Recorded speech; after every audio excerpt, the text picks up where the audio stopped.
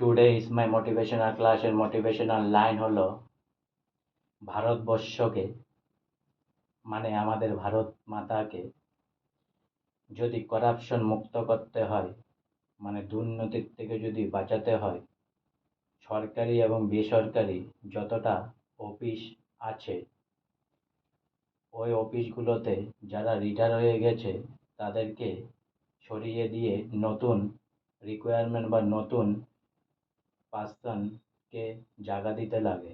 আর আর যেটা এক্সটেনশনের সিস্টেম আছে গভর্নমেন্ট সরকারি চাকরিগুলিতে, অফিস আদালতে, আমাদের গভর্নমেন্টের সিস্টেমে এসব এক্সটেনশন করা, রিটায়ারমেন্টের পরেও এক্সটেনশন করা সিস্টেমটা বন্ধ করে দিতে হয়।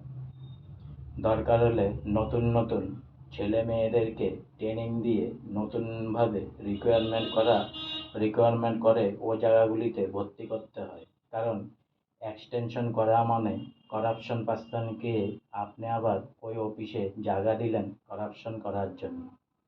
আর মনে রাখবেন এ ভারতবর্ষের থেকে এক হলো এটা, মানে এক্সটেনশন সিস্টেমটা উঠিয়ে দিতে হবে প্রত্যেকটা ভারতবর্ষের মধ্যে। প্রত্যেকটা স্টেট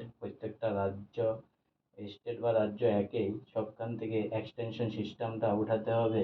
আর এনজিওর মধ্যে অডিট করার সিস্টেম, ট্যাক্স নেওয়া সিস্টেম আর আরটিআই মারার সিস্টেমটা লাগু করতে হবে।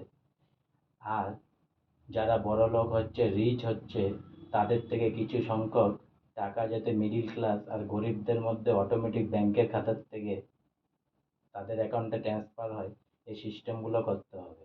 তাই আজকে আমার মোটিভেশনাল ক্লাসের মোটিভেশনাল লাইন এখানেই সমাপ্ত হলো। তাই অনেক অনেক সাবস্ক্রাইব করুন, অনেক অনেক লাইক করুন, অনেক অনেক ভালো থাকুন, অনেক অনেক সুস্থ থাকুন, অনেক অনেক আনন্দে থাকুন, অনেক অনেক হেল্প করুন। আর সঙ্গে বলুন জয় হিন্দ, জয় ভারত, বন্দে মাতরম, জয় শ্রীরাম, জয় হোক।